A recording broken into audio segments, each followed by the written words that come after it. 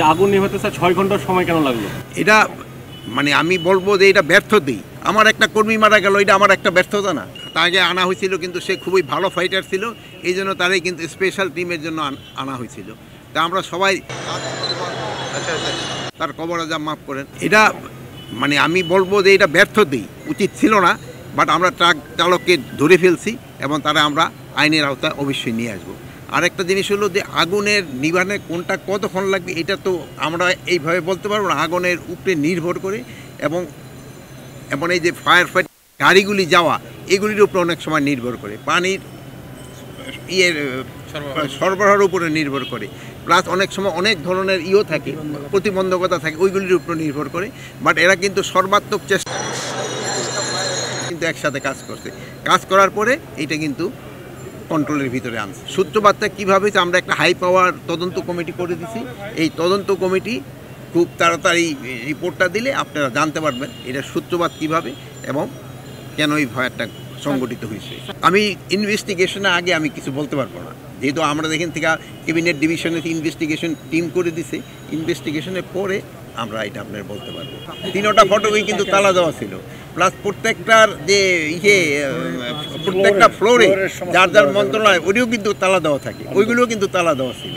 এটার ভিতরে কিন্তু একটা ফটক ভেঙে কিন্তু ফায়ার ফাইটাররা ভিতরে ঢুকছে।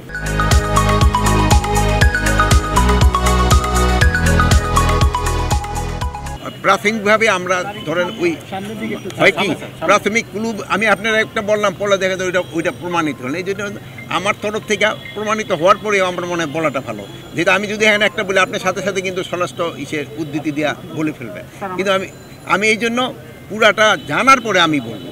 আর প্লাস এখানে ধরেন এক্সপার্ট ওপিনিয়নও দরকার হবে, এখানে কিন্তু আমরা এক্সপার্টও রাখছি, এখানে এক্সপার্ট ওপিনিয়নও দরকার হবে। আমরা তো ইন জেনারেল আমরা চোখে দেখতেছি, কিন্তু এক্সপার্ট ওপিনিয়নের দরকার হবে। অ্যাকচুয়াল কীভাবে ঘটলো এটা আমরা অবশ্যই আপনাদের জানাবো।